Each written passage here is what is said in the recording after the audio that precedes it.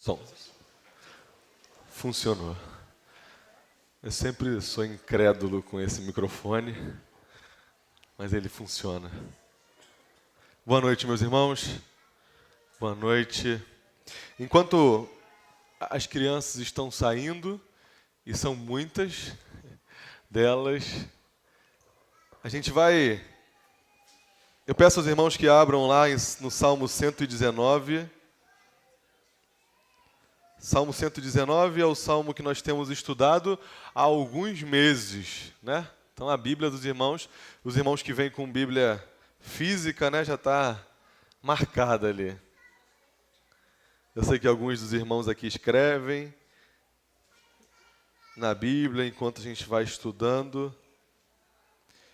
E o Salmo 119 tem sido a nossa meditação nos últimos meses aqui. Estamos quase acabando e assim que nós acabarmos o Salmo 119, né? Tá combinado? Olhei para o pastor Arthur só para lembrar se estava combinado isso. A gente vai começar Eclesiastes aqui, né? Então, provavelmente no mês que vem a gente começa uma série de sermões à noite, aqui nos domingos à noite, em Eclesiastes. Então, é um livro pequeno, mas muito profundo. Eclesiastes, ou você sai depressivo, ou sai cheio de esperança. Então a gente vai ler junto para a gente sair dele cheio de esperança. Irmão, Salmo 119 é o salmo que nós vamos continuar lendo essa noite e vai ser a partir do verso 129. Salmo 119, verso 129. Os irmãos já abriram e nós vamos pensar algumas coisas antes de nós lermos o trecho de 8 versos, como são os trechos que a gente tem lido aqui semana a semana. Eu coloquei um título que faz referência a um termo que foi muito usado na época da Reforma Protestante, e eu queria começar falando a respeito disso. Existem alguns termos que a gente está muito acostumado a ouvir, né? Normalmente a gente não sabe muito como que se fala, mas a gente conhece. Por exemplo, sola scriptura. A gente já ouviu isso algumas vezes aqui, e a gente repete isso aqui todas as vezes que a gente se reúne, ou quase todas. As escrituras nos bastam. Sola scriptura é um termo em latim que foi usado na época da Reforma Protestante como um emblema daquilo que a gente acredita. Um outro termo muito conhecido, sola gratia, onde a gente diz assim, olha, somente pela graça nós alcançamos a salvação. E existem termos um pouco menos conhecidos que foram muito usados também na época da Reforma. Por exemplo, eu acho que, não sei se o Flávio está aqui, o Flávio usa isso bastante, não está não. Corondel, que é estar diante de Deus. A ideia clara de que a nossa vida é continuamente vivida diante de um Deus que nos observa. Mas tem um termo que tem muito a ver, ou uma frase que era usada na época da Reforma, que tem muito a ver com o texto que nós vamos ler essa noite. E me desculpem, o meu latim que não existe, né? Peço desculpa quando eu falo inglês. Latim, então, nem existe, né? Mas o termo é assim, ó, post tenebras lux. Eu não sei se fala assim em latim, tá? Mas ele significa assim, após as trevas, luz. Se você for, por exemplo, em alguns países da Europa, muitas igrejas têm escrito isso na frente delas. Após as trevas, luz. Post tenebras ou tenebras lux. Após as trevas, luz é um termo que a gente não usa muito, mas foi muito usado na época da Reforma. Era a ideia de que quando a Escritura, quando a palavra entra no coração do homem, há luz. Era a ideia de que o tempo que a palavra ficou escondida ali na igreja romana, havia trevas. Até por eles era chamado o período das trevas. E aí, quando a palavra foi liberta de dentro daquelas igrejas da época, então houve luz para a cidade. Após as trevas, luz. É a ideia de que quando a palavra entra no coração do homem, há luz. Como se acontecesse algo como se o próprio Gênesis estivesse de novo ocorrendo no coração humano e a gente ouvisse no momento em que nós conhecemos a palavra, haja luz. Mas eu não queria ficar muito teórico aqui. Então, eu queria trazer para os irmãos o exemplo de uma mulher que compreendeu isso profundamente. Que ao entender que as Escrituras eram luz, fez de tudo para que a palavra, estivesse na mão de todos aqueles que Deus quisesse. O nome dela era Margaret Wilson. Ela nasceu mais ou menos 100 anos depois da Reforma Protestante e viveu no período de uma perseguição intensa na Escócia. Margaret Wilson, com seus 18 anos, na Escócia, perseguida, por conta da ideia que ela tinha muito clara, que ela queria que a Bíblia estivesse na mão das pessoas, e não presa na mão de um rei, interpretada por um rei. Margaret Wilson, em um determinado momento, faz algo terrível. Crente que era, ela vai para a praça e prega na praça. Algo terrível, né? Assustador. Algo horrível, contra as regras, contra a lei. Pregar na praça. Margaret Wilson é presa aos seus 18 anos, junto com uma outra irmã que pregava com ela na Escócia, numa praça, que tinha 65 anos, também chamada Margaret. Margaret Wilson, essa de 18 anos, em 1685 é condenada a uma morte diferente. Ela seria presa num toco e na praia, diante de todo mundo, enquanto a maré ia subindo, se ela não negasse tudo aquilo que ela falava a respeito das Escrituras e do Evangelho, ela iria morrer afogada, diante de todos e para o bem do rei. Margaret Wilson, 18 anos de idade, presbiteriana, na Escócia, é pega, é presa, e então os guardas decidem soltá-la. Vamos matar só a Margaret mais velha, de 65 anos. Sabe o que faz Margaret Wilson?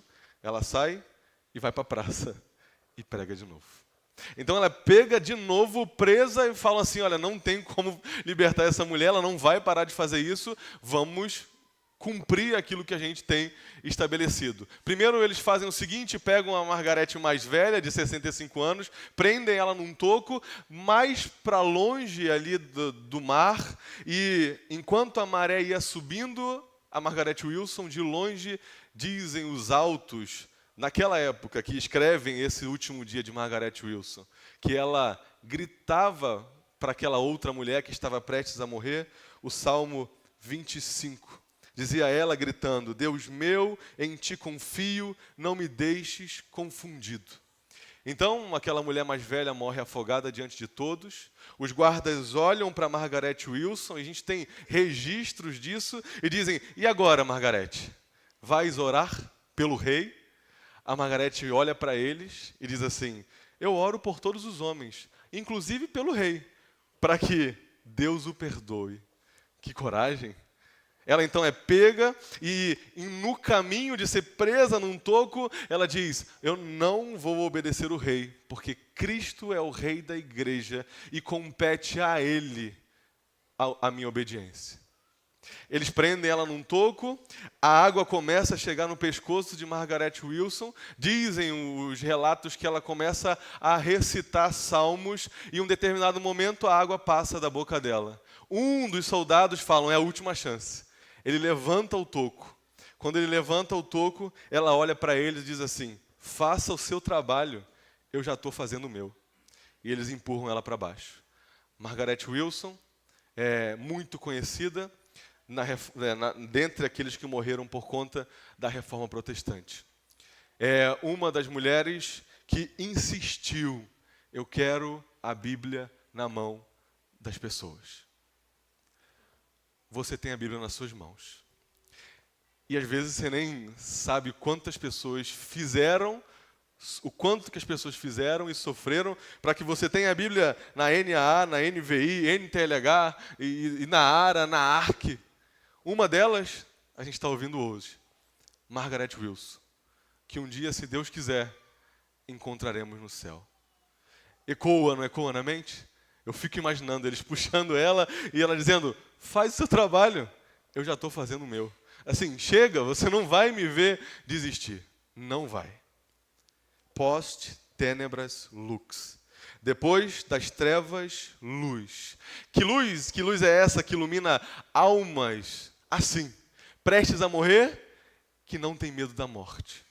Que luz profunda é essa que é capaz de fazer uma mulher como essa olhar nos olhos daqueles que estão o matando e dizer, faz o seu trabalho, eu já estou fazendo o meu. Temos aqui diante de nós um salmo que fala sobre a luz, que é a palavra de Deus, a beleza, que é a palavra de Deus, e como que ela é capaz de dar entendimento a homens e mulheres simples como nós. Eu acredito que valeu a pena Margaret Wilson ter feito isso. Eu acredito que valeu a pena as vidas que foram entregues para que a Bíblia tivesse em nossas mãos. Então nós leremos o texto essa noite. Enquanto estivermos lendo esse texto, antes mesmo de explicarmos o texto, pense, irmão, pessoas morreram para que a gente pudesse estar lendo um texto em português, numa versão mais próxima da nossa realidade, para que a gente pudesse estar aqui à noite, meditando na maravilha que é a palavra de Deus.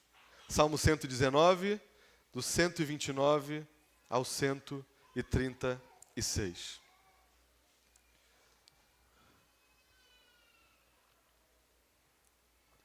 Diz assim, maravilhosos são os teus testemunhos, por isso a minha alma os observa. A revelação das tuas palavras traz luz e dá entendimento aos simples. Abro a boca e suspiro porque desejo os teus mandamentos. Volta-te para mim e tem compaixão, como costumas fazer com os que amam o teu nome. Firma os meus passos na tua palavra e não permitas que nenhuma iniquidade me domine. Livra-me da opressão dos homens e guardarei os teus preceitos. Faze resplandecer o teu rosto sobre o teu servo e ensina-me os teus decretos. Meus olhos vertem rios de lágrimas, porque os outros não guardam a tua lei. Oremos mais uma vez. Senhor, nós estamos aqui diante da tua palavra. Maravilhosa é a tua palavra. Luz para o nosso caminho. Luz que ilumina as trevas que há em nós e que há no mundo. O que nós pedimos essa noite, mais uma vez, Senhor, é que o Senhor abra as janelas, as portas do nosso ser, para que essa luz penetre o mais profundo da nossa alma. Fala conosco. Senhor, mesmo com as minhas limitações, mesmo com as limitações dos meus irmãos, nos ajude a entender a tua palavra. Oramos assim em nome de Jesus. Amém. Amém. É um trecho pequeno, de 8 versos, e que a gente vai dividir em 3 partes. Do verso 129 ao verso 131, eu chamei de a palavra que impressiona. Do verso 132 ao 135, a súplica do crente verdadeiro. E o verso 136, o choro para os que se perdem. Vamos então, no primeiro momento, a palavra que impressiona. 129 ao 131, vamos ler mais uma vez. Maravilhosos são os teus testemunhos, por isso a minha alma os observa. A revelação das tuas palavras traz luz e dá entendimento aos simples. Abro a boca e suspiro, porque desejo os teus mandamentos. O salmista começa dizendo, maravilhosos são os teus testemunhos. O salmista parece estar em êxtase com a palavra de Deus, como parece acontecer algumas vezes no Salmo 119. Diante das Escrituras, ele não consegue se conter e diz que a palavra de Deus é maravilhosa. O termo no original, no hebraico, a palavra de Deus é sobrenatural, inacreditável. Incrível seria o termo que a gente talvez usaria. A palavra de Deus é incrível, sobrenatural. É acima daquilo que nós podemos tentar explicar. A palavra de Deus é verdadeira, é coesa, é impressionante. É assim que o salmista enxerga a palavra. E ele continua dizendo: por isso a minha alma os observa. Quando o texto diz, por isso a minha alma os observa, a gente percebe que o sentimento do salmista em relação à palavra não é algo superficial, não é algo externo. Parece que essa palavra que ele acha maravilhosa, que ele entende ser inacreditável, ela penetra o mais profundo do ser dele, a alma dele. O salmista diz, a minha alma a observa.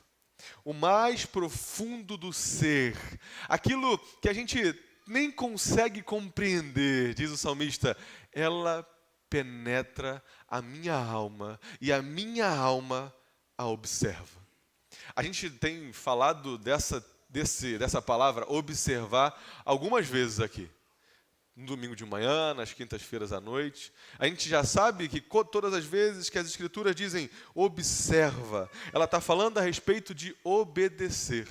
Então o salmista está dizendo, olha, eu gasto tempo com as Escrituras, eu reflito as Escrituras, elas entram na minha alma, naquilo que é mais profundo no meu ser, e eu as observo, e eu as obedeço. Eu a obedeço. Não é um conhecimento teórico, não é um conhecimento simplesmente intelectual. O que o salmista diz aqui é que ele obedece aquilo que ele lê. Ele obedece à lei de Deus. Ela penetra tão profundamente o ser desse homem, que esse homem obedece aquilo que ela fala. Aliás, irmãos, se você não obedece às Escrituras, pelas Escrituras a gente entende que você não ama as Escrituras. O amor está muito interligado para Deus com aquilo que a gente faz. O amor não é aquilo que a gente sente, o amor não é só aquilo que a gente pensa a respeito de algo, mas é aquilo que a gente faz em direção a essa coisa amada. Então, quando o salmista diz, eu observo a tua palavra, eu observo a tua lei, a minha alma observa a tua lei, ele está automaticamente dizendo, eu amo a tua palavra. E ele ainda diz, a revelação das tuas palavras traz luz. Em algumas traduções, essa palavra revelação é a entrada das tuas palavras traz luz. Quando a palavra de Deus entra no coração do homem, é como se uma fresta estivesse se abrindo num lugar extremamente escuro e sombrio, e de alguma forma esse raio de luz externa entra, e às vezes incomoda, porque aquela poeira que a gente não enxergava na escuridão começa a aparecer, a sujeira começa a aparecer, mas uma coisa é verdade, luz entra nesse lugar. O salmista está dizendo que a palavra de Deus traz luz, é como um sol que penetra o nosso ser. A vida fica mais clara. É como se naquele momento aquele que estava morto revivesse. É como nós falamos no início. Quando a palavra de Deus de fato entra na alma do homem, é como se nascêssemos de novo. Aliás, só há uma forma da palavra de Deus penetrar o coração do homem, nascendo de novo. É isso que Jesus fala para Nicodemos, é isso que nós aprendemos nas Escrituras continuamente. Só há uma forma de nós compreendermos os textos, só há uma forma de nós conhecermos a Deus por meio de Cristo Jesus, pegando o nosso coração de pedra e transformando em coração de carne. A palavra de Deus, a revelação de Deus, ela traz luz para o coração do homem. As Escrituras, quando entram na alma humana, elas transformam aquilo que estava escuro em algo claro, aquilo que estava morto em algo vivo. Depois das trevas, a luz. Margarete, pensando nela, ela sabe que não há nada nesse mundo que é capaz de fazer isso com o ser humano. Nada. Não há nenhum desejo que o homem tenha que seja capaz de trazer luz à alma humana, a não ser a palavra de Deus. É por isso que homens e mulheres se esforçam e se esforçaram continuamente para que a Bíblia chegasse às nossas mãos.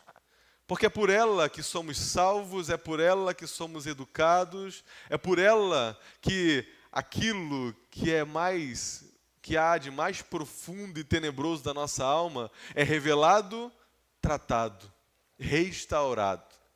O salmista está dizendo: Senhor, eu sei que a tua palavra traz luz ao meu ser. E ele termina esse verso dizendo: dá entendimento aos simples. É que quando essa fresta é aberta, essa janela da nossa alma é aberta, algo diferente acontece. A palavra de Deus é capaz de dar entendimento àqueles que têm pouco conhecimento. A palavra de Deus é capaz de fazer um jovem ser mais sábio do que um velho, como a gente aprende em Provérbios. E aprende em Salmos também, a gente leu isso há pouco tempo falando. É a palavra de Deus que é capaz de fazer com que aqueles que não têm muito conhecimento tenham mais sabedoria e mais clareza de vida do que aqueles que colecionam formações. A palavra de Deus dá entendimento aos simples. A palavra de Deus é para todas as pessoas, doutos e indoutos. A palavra de Deus é a revelação divina de algo que a gente não pode conhecer se antes o Espírito de Deus não abrir a nossa mente. Isso é maravilhoso e humilhante. Só Deus é capaz de dar esse tipo de entendimento aos homens. E não é muito difícil de perceber isso. Perceber como homens inteligentes são capazes de viver uma vida completamente sem sabedoria, sem luz, sem vida. Porque somente a palavra de Deus é capaz de dar isso para o homem. Sabedoria, vida, luz. Sem a palavra de Deus, todo e qualquer homem, homem no sentido ser humano, está no escuro. Sem a palavra de Deus, nós ainda estamos em trevas. A frase, depois das trevas à luz, só pode ser dita se depois de todo o tempo de vida que nós vivemos sem as Escrituras, um dia ela chegou na nossa alma e iluminou o nosso ser. A palavra de Deus dá entendimento aos simples. É a palavra de Deus que é capaz de confundir sábios, ricos, com homens que não têm muito prestígio. O salmista ainda termina esse trecho dizendo: abro a boca e suspiro, porque desejo os teus mandamentos.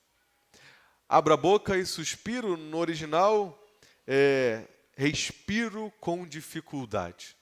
A ideia aqui é que é como se fosse uma pessoa que está correndo, encosta em algum lugar e respira fundo. A ideia aqui é alguém que está fugindo de um animal e encontra um lugar para se esconder, o animal passa na sua frente e você, escorado numa parede, numa árvore, respira profundamente. É um lugar onde você encontra fôlego. É o lugar onde você encontra vida. É como se a palavra de Deus fosse o fôlego para a gente aguentar essa vida corrida. A sua vida é corrida? A minha é corrida. A palavra de Deus é fôlego para a vida corrida. Alguns outros momentos das Escrituras a gente vê algo parecido, como, por exemplo, a minha alma é como terra sedenta.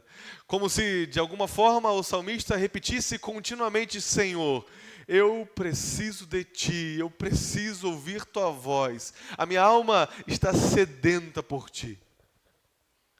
É como se fora das Escrituras, fora da voz, da instrução de Deus, nós vivêssemos sempre assim, sem fôlego, sem vida.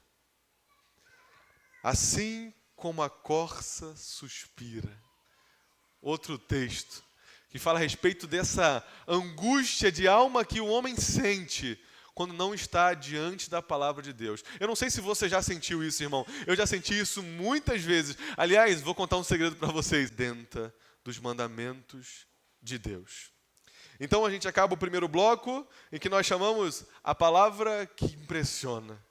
O segundo bloco eu chamei de a súplica do crente verdadeiro.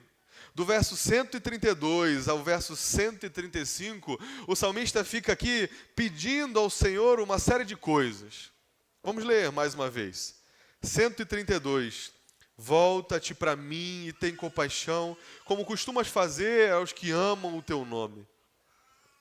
Firma os meus passos na tua palavra e não permitas que nenhuma iniquidade me domine. Livra-me da opressão dos homens sobre o teu servo e ensina-me os teus decretos. Faz resplandecer o teu rosto sobre o teu servo e ensina-me os teus decretos. O primeiro pedido do salmista é: volta-te para mim. O pedido daquele que ama a palavra de Deus. O pedido do salmista que acabou de dizer que a palavra de Deus é maravilhosa é: Senhor, volta-te para mim. A imagem aqui, quando a gente tenta entender no original, é como se ele estivesse pedindo: Senhor, olha para mim, me enxerga, me conhece, Senhor, saiba quem eu sou. Charles Spurgeon, comentando esse texto, diz assim: aqui vemos que um homem piedoso não pode anelar a palavra de Deus sem oração. Um homem piedoso não pode desejar a palavra de Deus sem antes se ajoelhar, suplicando o próprio Deus. O pedido do salmista é que Deus o conheça. Ele está de joelhos. Ele não quer um simples conhecimento de textos.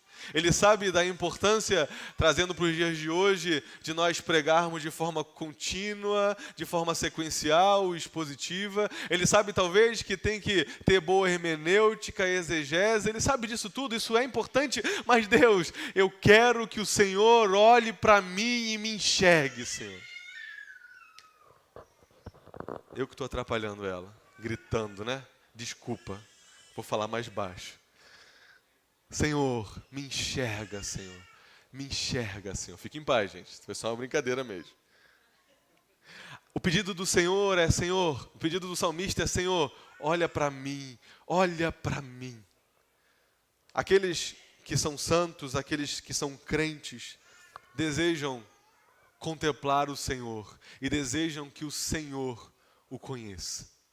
É óbvio que Deus conhece todo mundo, mas é aquele tipo de conhecimento profundo, conhecimento que Ele nos chama de filho. Você já pediu isso para Deus? Às vezes a gente pede, não pede?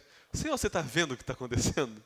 Você está me enxergando, Deus? Você está enxergando o que eu estou passando? Senhor, olha para mim, volte-se para mim, enxerga-me. E depois ele continua pedindo: firma os meus pés. Uma preocupação verdadeira para andar nos caminhos que ele mesmo diz que acha que são maravilhosos. É uma crise de crente, não é? A gente está aqui no domingo à noite, fala aleluia. A gente não fala muito aleluia aqui, né? Mas aleluia, graças a Deus. Sai daqui, acha tudo bonito, mas na segunda-feira é difícil viver isso.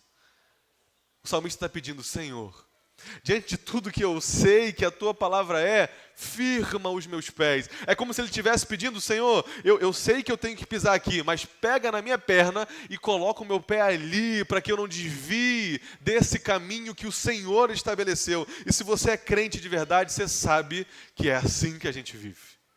Se você é crente de verdade, conhece a palavra de Deus, você sabe que à medida que você vai conhecendo, você vai se percebendo cada vez mais pecador e cada vez é mais necessário que você suplique: Senhor, tenha misericórdia de mim, porque se o Senhor me soltar, eu vou embora. Estranho, né? A gente conhece, se maravilha, mas sabe: Senhor, se o Senhor não me segurar, eu vou embora. Somente a graça. É aquele pedido que Jesus nos ensinou: não nos deixe cair em tentação. Na oração do Pai Nosso, ou na oração do pão, como chama Giovana. Papai, vamos orar a oração do pão. Ela só foca no pão. Não nos deixe cair em tentação. É o próprio Cristo, quando ensina-nos a orar, diz: quando vocês orarem, orem assim: não nos deixe cair em tentação. Nós não temos um Deus que não sabe como somos. Ele sabe tanto que fala assim: olha, ora isso aí. Sempre que você estiver orando, ora para você não cair, porque eu te conheço. É tipo um pai falando: eu te conheço. Lá em Belém a gente tem uma forma de falar, eu não sei se aqui fala isso: quem te conhece que te compre, né? Não sei se vocês falam isso aqui. Não sei se é só de Belém isso não, mas quem não te conhece que te compre, né? É tipo isso, né? Eu te conheço, então pede isso. Pede para que você não caia em tentação. Senhor, firma os meus pés, para que nenhuma iniquidade me domine. É o pedido do salmista. O salmista não quer que nenhum pecado domine ele. E a gente vai passar por outro verso, mas eu vou deixar uma pergunta para você.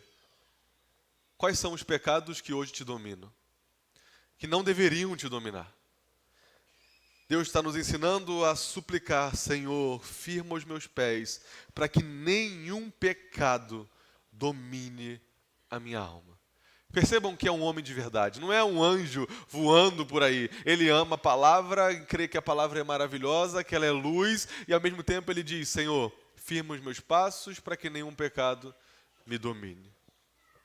E ele continua dizendo, primeiro ele fala a respeito do seu próprio coração, e agora ele vai para fora dizendo: livra-me da opressão. Nós temos um problema interno, que é o nosso maior problema, o nosso coração, os nossos pecados. E temos um outro problema, que é fora da gente: aqueles que nos perseguem, aqueles que nos oprimem. Davi, que provavelmente escreveu o Salmo 119, podia muito bem falar isso. Traído por seus familiares, traído pelo seu povo não o entendia, a família também não entendia, os seus filhos o abandonaram, aqueles que eram da sua própria casa o perseguiam. É um homem que sofre e ele ora: Senhor, livra-me dos maus, livra-me da opressão. Uma oração justa, comum, verdadeira, que termina com algo incomum. Ele diz: livra-me da opressão e me ensina a tua lei, me ensina a Bíblia, me ensina os teus decretos. Isso eu achei diferente. Diante da dor, o salmista diz: Senhor, livra-me daqueles que estão me perseguindo. E, como se estivesse juntando essa informação com a outra, e me ensina a tua lei. De alguma forma, Davi faz isso algumas vezes. Parece que Davi entende que, à medida que ele é perseguido, sofre, chora, ele compreende, se aprofunda, é transformado pela lei de Deus. Então não perca de vista isso. Enquanto você estiver chorando, e crente chora, crente sofre, crente entra em depressão, crente sofre todas as coisas que qualquer homem sofre, nesse momento também não se esqueça que Deus usa essas coisas todas para ensinar a sua lei, para ensinar a sua palavra. Ele termina dizendo de novo: faze resplandecer o teu rosto. Mais uma vez ele deseja Deus.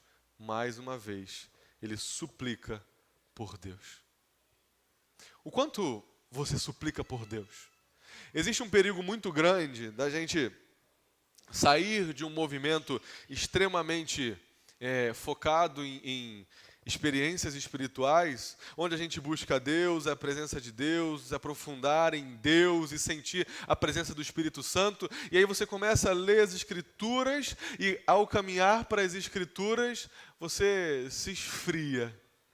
O que não deveria acontecer. Eu vou repetir para você: presbiteriana, 18 anos, Margaret Wilson. Presbiteriano, Margarete, de 65 anos, mortas, enquanto os matavam, dizer: faz o teu trabalho que você tem que fazer. Então, se a tua desculpa é porque você virou reformado, se esfriou, então, com esse povo aí, você não pode falar. A gente precisa ter cuidado, porque o nosso coração é o problema. À medida que a gente vai se aproximando das Escrituras, e a gente tem aqui seminarista, a gente tem um risco grande, altíssimo, de se afastar de Deus. Que louco isso, né? Um risco grande da gente gostar de parecer mais inteligente, de parecer que conhece mais coisa, de até discutir algumas coisas com algumas pessoas na rua, e no meio do caminho você não é mais conhecido de Deus. E E aí quando você tiver que expulsar demônios, ou pregar para alguém, e você perceber que não tem mais nenhum poder do Espírito Santo, você vai ouvir, metaforicamente ou realmente, o que os apóstolos ouviram. Bom, o que alguns homens ouviram. Bom, Jesus eu conheço, mas vocês, quem são? O salmista diz, Senhor, faze resplandecer o teu rosto. Eu quero conhecer o teu rosto. Eu quero conhecer a ti. Por último, e é um verso só, eu chamei de o choro para os que se perdem. Um verso pequeno, mas profundo. Diz assim o verso 136. Os meus olhos vertem rios de lágrimas, porque os outros não guardam a tua lei. E eu queria que os irmãos prestassem atenção nesse verso pequeno, e que esse verso seja usado como um espelho para a nossa alma. O crente fiel sente dor pelos que se perdem. O crente fiel se importa com as almas perdidas. O salmista está chorando, seus olhos vertem rios de lágrimas, diz o texto. Chora copiosamente, chora profundamente pelos que estão fora da presença de Deus. O quanto que você se importa pelos que estão fora da presença de Deus? Ou você já se acostumou? Já se acostumou que quinta-feira tem estudo e que você nem precisa vir, você pode ver online. Segunda tem discipulado, domingo de manhã tem EBD, domingo à noite tem culto. Luzes ligadas, na hora do louvor até desliga as luzes, ar-condicionado. Às vezes fica até frio, você muda de lugar porque está muito gelado. Está tranquilo. Tem gente morrendo. Eu nem sei se a vizinha do lado, que tem um cachorro, de vez em quando o filho dela está aqui, a gente vê eles entrando e saindo. Vocês veem? Eu não sei se ela vai para o inferno. Eu sou uma das pessoas que boto meu carro para lavar ali todo domingo de manhã. Isso quando o irmão não coloca antes, e sempre coloca antes, né? Eu não sei para onde ele vai passar a vida eterna dele. Eu não sei se eu me importo muito por isso. Porque deixa o meu carro ali, que ele vai lavar, e o meu carro está ali esperando dele ser lavado, e eu vou depois só pegar com ele e vou embora. O quanto que te importa? As pessoas que você todo dia vê no trabalho, todo dia, e daqui a mais ou menos, no máximo, 100 anos, estarão queimando no inferno. Porque é isso que a Bíblia diz. Eles estarão no inferno. Eu não sei o que você sente, mas o salmista verte os rios de lágrimas pelos olhos. Por quem? Por os outros que não guardam a tua lei. Senhor, eu choro, eu me importo, eu sofro por aqueles que não guardam a tua lei. O quanto você sofre por aqueles que não guardam a tua lei, a lei de Deus? No final do discipulado, e a gente vai fazer uma mudança no discipulado a partir de amanhã. A gente está voltando a fazer aquilo que a gente fazia lá atrás, que era abrir um bloco de notas no celular e escrever pelo menos uma pessoa que você está evangelizando, que você está pregando. Chore por essa pessoa. Todas essas pessoas que a gente gosta de falar, gosta de ler, gosta de repetir, a maioria delas tinha uma lista de oração. E uma lista de pessoas por quem elas oravam para que elas fossem convertidas. O quanto você já se acostumou com essa fé? Isso não tem a ver com você ser salvo ou não, eu acho que você vai até ser salvo. Mas não é uma vida pequena demais? Fraca demais? Você poderia ser mais conhecido de Deus e conhecer mais a Ele. Se tivesse um coração assim, que se importa por aqueles que estão perdidos. Nós expomos aqui o texto, entendemos aquilo que o salmista, ou pelo menos um pouco do que o salmista colocou para nós nesses versos. Eu queria fazer algumas aplicações para a nossa vida prática, diante de tudo aquilo que nós lemos. Primeiro, maravilhe-se com a palavra de Deus. Maravilhosos são os teus testemunhos. Margarete e outros tantos morreram para que nós tivéssemos isso, as escrituras nas nossas mãos, no celular, no tablet. Valorize isso.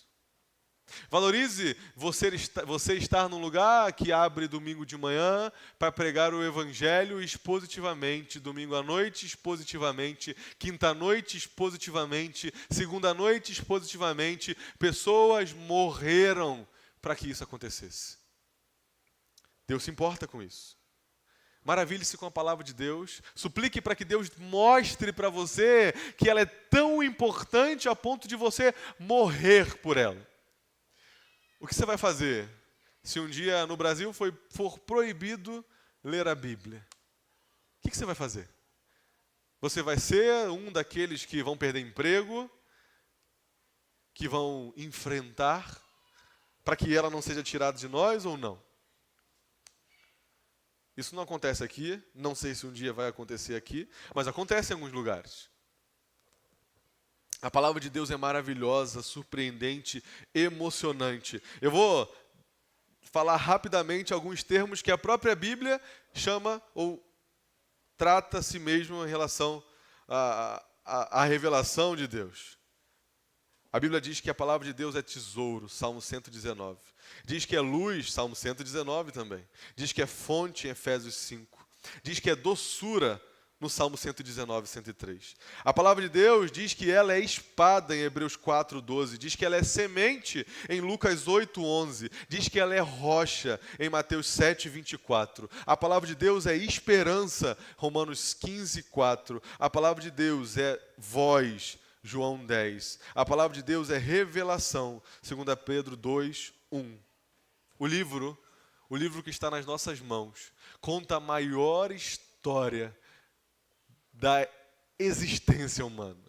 Ela conta como o mundo foi criado, conta como o mundo vai acabar. Ela conta a respeito de histórias importantes da formação da cultura do homem, mas muito mais do que isso, a palavra de Deus que está nas nossas mãos é a única capaz de salvar o homem do inferno. Maravilhe-se com a palavra de Deus. E maravilhar-se com a palavra de Deus é estar diante dela, nos cultos que você tem a oportunidade de estar. Em casa, quando você tem a oportunidade de ler. Com os seus filhos, quando tem a oportunidade de estar. No ônibus, quando tem a oportunidade. Voltando do trabalho, quando tem a oportunidade. Maravilhe-se com a palavra de Deus. Ela é maravilhosa. Depois, deixe que ela ilumine a sua alma. Deixe que ela seja luz. Como que você pode deixar que a palavra de Deus seja luz para você? Estudando e meditando na palavra de Deus. Pegue um texto, busque entender o texto, busque aplicar o texto.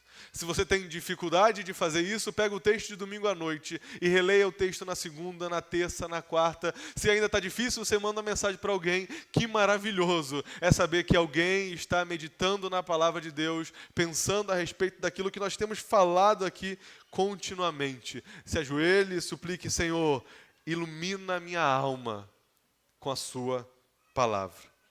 Exponha-se à palavra de Deus em casa, na EBD, no domingo, na segunda, na terça, na quarta, na quinta, na sexta, no sábado. Esteja diante de Deus. Não perca as oportunidades que você tem para deixar que a palavra entre no breu que é a nossa alma, sem ela. Terceiro, descanse aqui, na palavra de Deus. É lembrando do termo que ele diz, abra a boca e suspiro, que a gente pode pensar que a palavra de Deus é descanso para a nossa alma. Lembre-se, aquele termo no original da ideia de alguém que sai correndo, se escora em algum lugar e respira fundo, como se fosse aquele fôlego que faltava. Quando a gente brinca de ficar debaixo d'água, o máximo de tempo possível, e aí você não aguenta mais, levanta e sente aquele fôlego. A Bíblia é a única forma eficaz de termos fôlego de vida na nossa alma.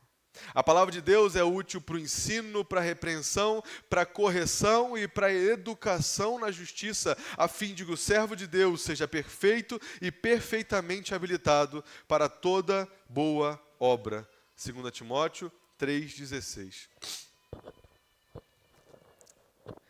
É como se a palavra de Deus fosse o fôlego que a gente precisa para aguentar essa vida corrida. De novo, eu tenho uma vida corrida. Você também deve ter. As pessoas normalmente têm uma vida corrida. E mesmo que não seja aquela vida corrida de afazeres e de tarefas diárias, existe uma corrida interior que a gente não sabe explicar muito. Aliás, poetas sabem explicar melhor do que a gente. Músicas são melhores para isso. Não é um tipo de corrida porque eu tenho muitas reuniões amanhã, ou porque eu tenho que levar o filho para lá, para a escola, para o médico. É um tipo de corrida que mesmo quando a gente está parado, a nossa alma pede aquele respirar. A palavra de Deus deve ser o descanso para a alma humana. Poemas são melhores para entender isso. Eu pensei em alguns, mas um em especial de uma música que os irmãos talvez conheçam, me deixou mais próximo daquilo que eu queria falar. A música é assim: mesmo quando tudo pede um pouco mais de calma, até quando o corpo pede um pouco mais de alma, a vida não para, a vida é tão rara. Enquanto todo mundo espera a cura do mal e a loucura finge que tudo isso é normal, eu finjo ter paciência. O mundo vai girando cada vez mais veloz, a gente espera do mundo e o mundo espera de nós. A vida não para, a vida é tão rara. Essa é mais antiga, né? Lenine. Música que explica melhor aquilo que eu queria falar. A nossa alma sente isso. Até quando a nossa alma pede um pouco mais de calma, até quando o nosso corpo pede um pouco mais de alma, a vida não para. A palavra de Deus se apresenta como aquele descanso que a gente precisa. Descanso de alma. Descanso que acalma de verdade. Não menospreze o poder que há nas Escrituras. As Escrituras são suficientes para nos dar essa calma de alma. Diante da nossa correria da vida, aqui está o seu descanso. A Bíblia é a casa que eu posso descansar. Charles Spurgeon dizia: visite bons livros, ouça boas músicas, mas more na Bíblia. Boas músicas fui eu que coloquei aqui na frase de Spurgeon. Eu inventei, mas ela não é Bíblia, né? Eu posso mudar a frase dele. Mas eu botei aqui no meio. Nela, na Bíblia, você terá descanso. É por isso que a gente se importa muito com isso, irmãos. É por isso que aqui a gente tem que ter Bíblia, porque, irmão, a música boa, é uma palavra que te anime, pode até ser bom no momento, mas só a Bíblia é capaz de escancarar a porta, a janela da sua alma e trazer luz, e trazer paz, e trazer calma. Somente a Bíblia. E por fim, irmãos, para a gente acabar aqui, chore pelos infiéis. Chore por aqueles que não são crentes. O comportamento do crente diante do ímpio é de profunda compaixão. É de choro e de angústia. Nós, como igreja, nos esforçamos para isso. Nós queremos ver homens e mulheres que não são crentes se converterem. Você deseja isso aqui? Você deseja que nessa igreja pessoas que não criam em Cristo, não criam em Deus, entrem aqui, ouçam uma pregação e se convertam? O crente deveria desejar isso. Paulo, falando aos Romanos, diz assim: tenho grande tristeza e contínua dor no meu coração, porque eu mesmo desejaria ser separado de Cristo por amor de meus irmãos. Paulo está falando como Moisés falou: Senhor, para salvar eles, se for possível salvá-los e me tirar então da sua salvação, me tirar a sua salvação, me tire a salvação e salve esses homens. Moisés um dia falou algo parecido. Paulo vai dizer: eu desejaria ser separado de Cristo por amor de meus irmãos. Que tipo de amor é esse? É o tipo de amor que a gente tem. Filipenses, Paulo diz de novo: porque muitos andam entre nós, e agora vos digo até chorando, que são inimigos da cruz de Cristo, o fim deles é a perdição. Vocês imaginam o apóstolo Paulo escrevendo à igreja de Filipe, chorando e dizendo: gente, no meio de vocês tem gente que não é crente. Eu imagino ele chorando de fato, escrevendo, alguém escrevendo para ele, ele deixa claro: e digo para vocês até chorando, eles e são inimigos da cruz de Cristo. Ou então, veja Jesus, olhando para a cidade distante de Deus, Jerusalém. Jesus olha para Jerusalém e chora amargamente, diz assim: Jerusalém, Jerusalém, quantas vezes quis eu juntar os teus filhos, como a galinha junta os seus pintinhos debaixo das asas, e tu não quiseste. Qual é o seu sentimento em relação aos que não são crentes? Será que você não está acostumado demais com essa vida de crente? Será?